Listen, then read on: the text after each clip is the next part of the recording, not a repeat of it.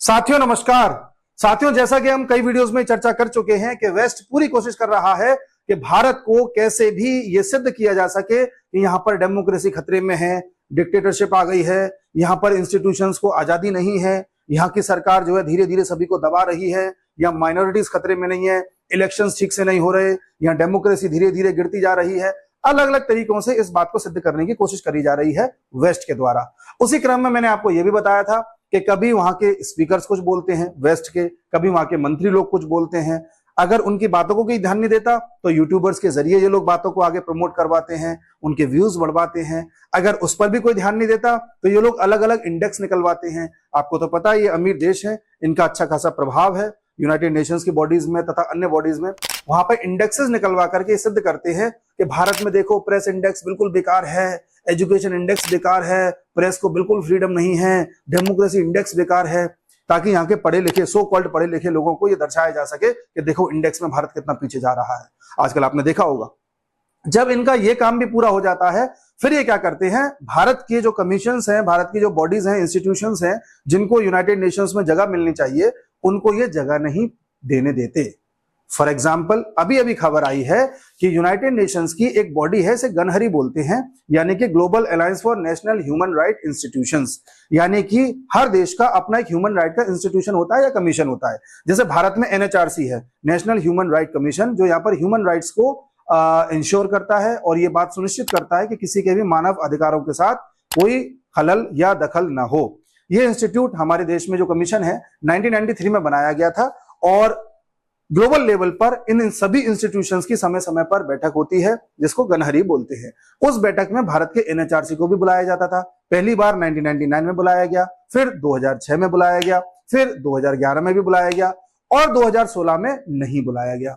2016 में यह बोला गया कि यहां पर जेंडर इक्वलिटी नहीं है, कुछ ना कुछ वायलेशन हो रहा है, यहां पर इक्वल रिप्रेजेंटेशन नहीं है कमीशन में, इसलिए हम भारत के एनएचआरसी को यूनाइटेड नेशन की जो काउंसिल है ह्यूमन राइट्स वाली उसमें जगह नहीं दे रहे। इसलिए हम भारत के एनएचआरसी को, जो गनहरी है यूनाइटेड नेशन का जो काउंसिल मैंने आपको बताया, उसमें भारत को जगह नहीं दे रहे।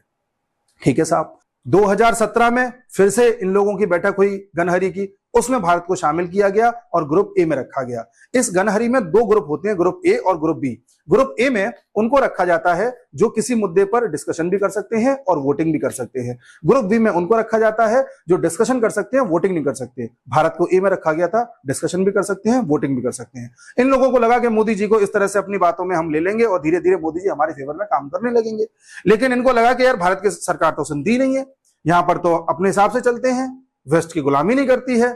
और लगातार दूसरे साल, इस साल भी इन्होंने भारत को जगह नहीं दी, क्योंकि इनको लगता है कि भारत में जो ये एनएचआरसी है इसको पूरी तरह से स्वतंत्रता नहीं दी गई है, यहां पर सरकार का दखल है, यहां पर पूरी तरह से इंडिपेंडेंस नहीं है, यहां पर इक्वल रिप्रेजेंटेशन नहीं है, यहां पर ठीक से इन चीजों का मूल्यांकन नहीं किया जाता है, ठीक से इनका सुपरविजन नहीं होता है, इन्वेस्टिगेशन ठीक से नहीं होता है।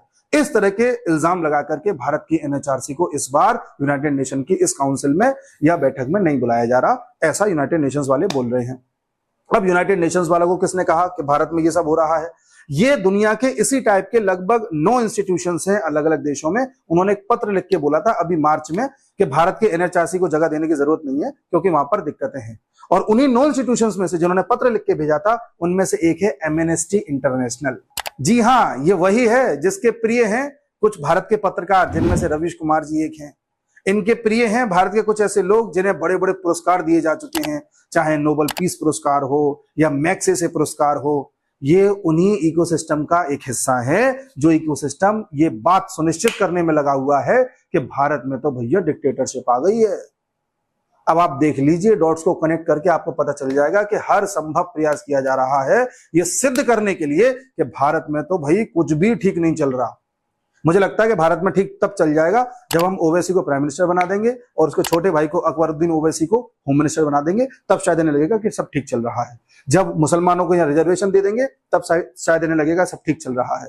जब हमारे देश में ऐसी सरकारें आ जाएंगी जो ये कहेंगी कि भारत में तो परमाणु बम होने नहीं चाहिए, भारत में सबको बराबर पैसा बांट देना चाहिए, सब फ्री फ्री फ्री कर देना चाहिए, तब शायद इन लोगों को लगेगा कि यहाँ पर अब सब ठीक चल रहा है, यानी कम्युनिज्म भारत में आ जाएगा। देख लीजिए, हम हर वीडियोस में आपको कोई ना कोई लिंक ला करके बताने की कोशिश करते हैं कि किस तरह से विदेशी ताकतें भारत को कंट्रोल करना चाहती हैं, और भारत की जो इंडिपेंडेंट रुख है, भारत का जो इंडिपेंडेंट रवैया है, उससे ये लोग परेशान हैं कि भारत हमारी क्यों नहीं सुन रहा। ये इनकी समस्या की जड़ है। नमस्कार।